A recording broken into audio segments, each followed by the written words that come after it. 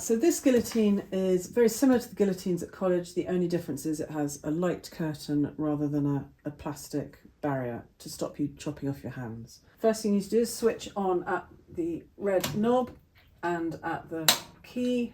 Press start to wake it up. I'm looking at my shortest section.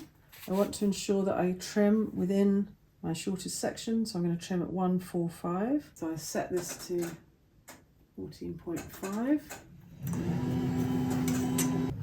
So I've now placed my book in with the spine at the back.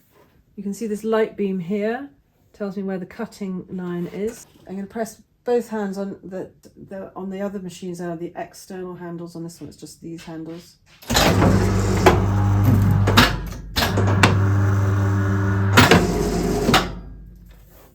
Remove these little bits. So now I need to check that I don't cut off my sewing. So I need to decide what my final trim size is. I'm going to go for 200. So the first cut I want to make is going to be at 205. So from this end to here will be 205, and I won't cut off my sewing here. So I set the back stop to 205. I've now got a nice clean cut edge here on the fore-edge. I put that up in to the left. I can see my light beam where I'm going to cut. I can check that I'm not cutting off my sewing. Don't leave your ruler in there because you'll kill the blade.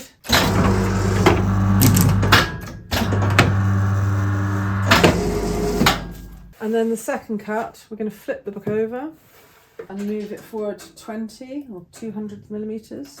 So that's cutting off a little 5 millimeters there.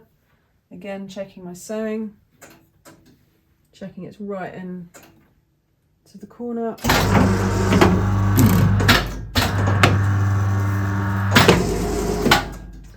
And now you have a trimmed book block.